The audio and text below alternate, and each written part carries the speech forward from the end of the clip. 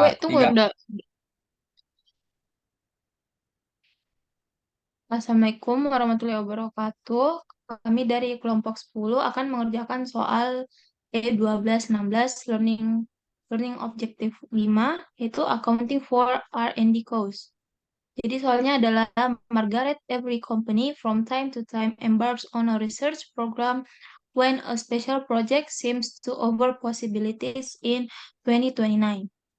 The company expends 3,500 on a research project, but by the end of 2021, it is impossible to determine whether any benefit will be derived from it.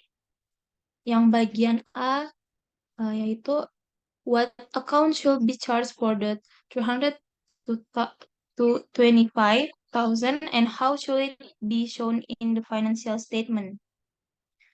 Jadi ini tidak dimasukkan ke statement financial position karena hal ini jelas tidak memiliki economic viability. Jadi kita langsung anggap sebagai beban.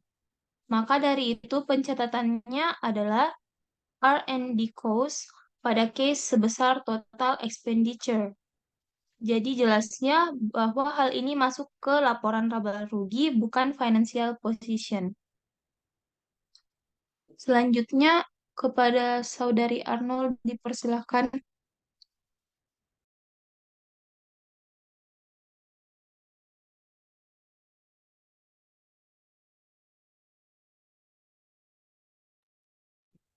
Untuk Arnold mau share screen. Ya ada.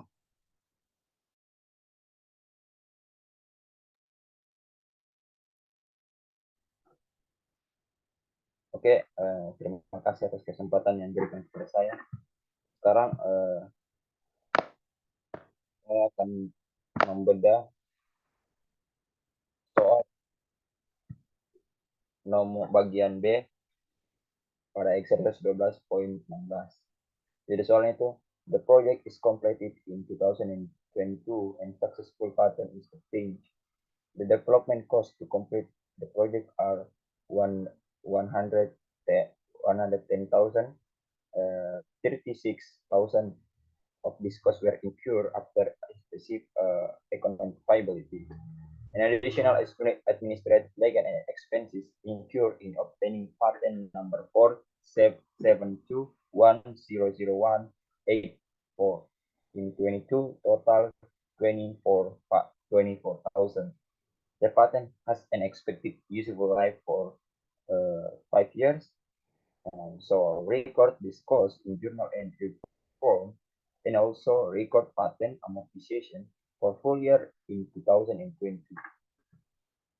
Jadi sebelum kita membedah soal ini, maka saya akan memberikan sebuah overview atau pengantar supaya teman-teman bisa tahu dan mengikuti alurnya dengan baik dalam penyelesaian soal tersebut. Jadi aset tak berwujud itu perusahaan bisa dapatkan melalui dua jalur. Yang pertama itu externally generated and the second is internally generated. Externally generated itu aset yang kita dapatkan dari pihak eksternal, biasa dibeli atau dipinjamkan. Tapi kalau internally generated adalah aset yang kita olah sendiri, yang kita kembangkan sendiri menjadi sebuah produk. Itulah yang disebut research and development. Di soal ini disebutkan bahwa aset tersebut dikembangkan sendiri menjadi sebuah research and development. Nah, research itu, biaya untuk research itu pasti akan masuk pada expense. Sedangkan development itu terbagi atas dua. Biaya development ada yang masuk ke expense, ada yang akan dikapitalisasikan untuk menambah nilai aset.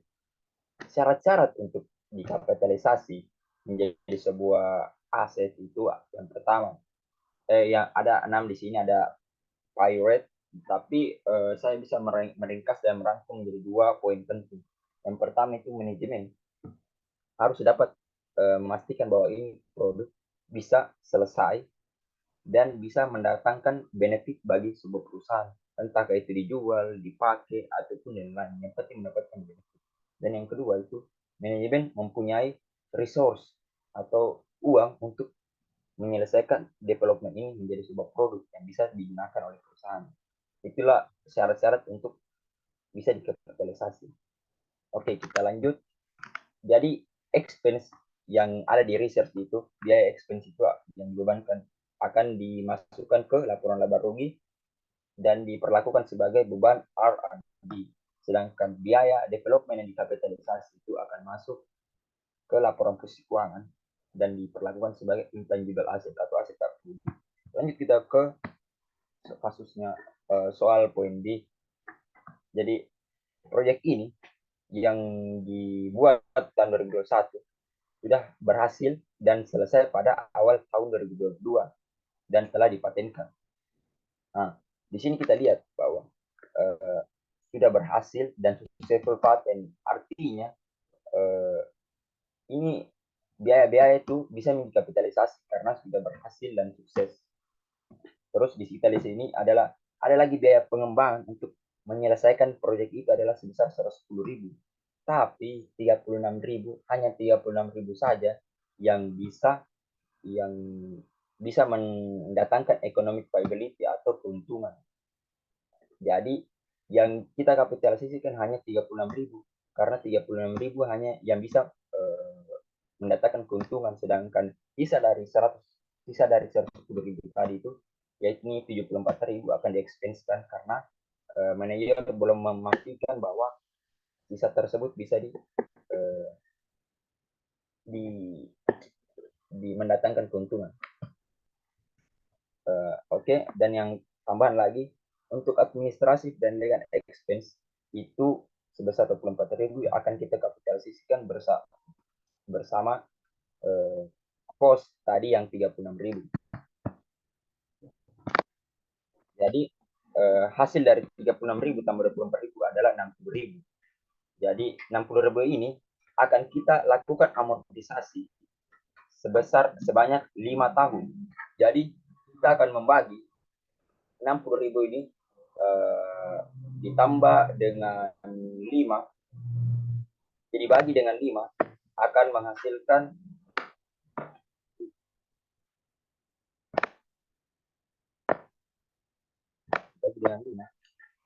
akan menghasilkan 12.000 per tahun.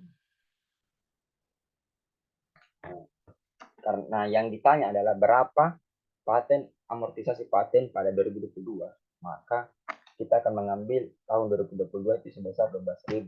12.000 ini akan kita lakukan sebagai amortisasi expense pada paten. Jadi beban amortisasi kita akan bertambah, sedangkan paten kita akan berkurang.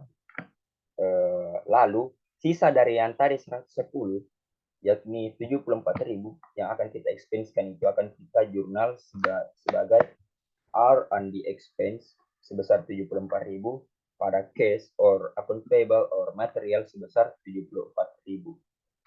Jadi begitulah penyelesaian dari soal poin. Sekian, terima kasih.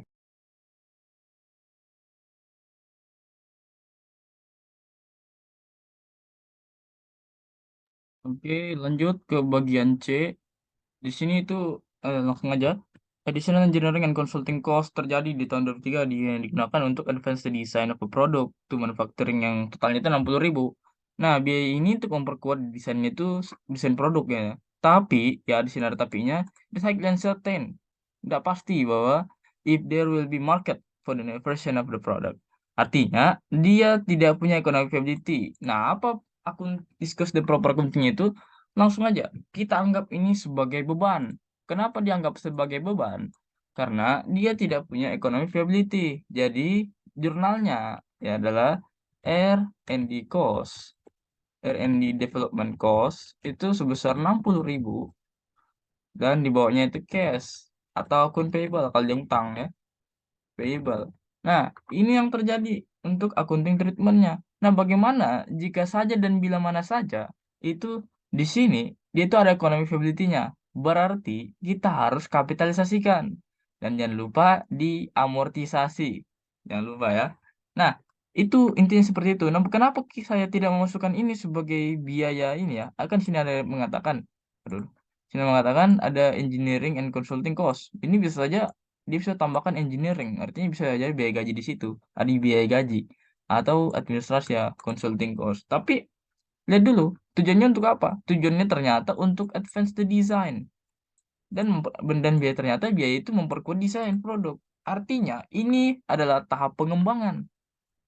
Dia memerlukan biaya sebesar 60.000 untuk pengembangan produk.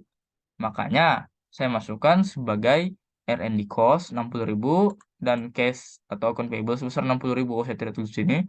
Ini intinya itu.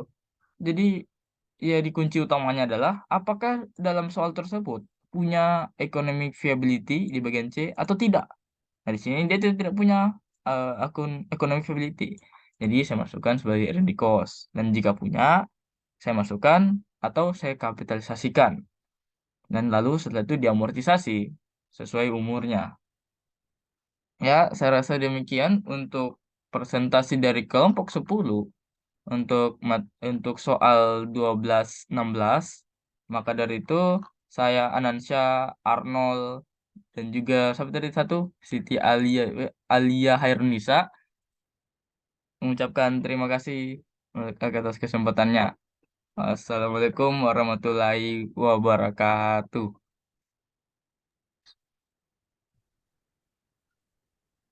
Stop recording.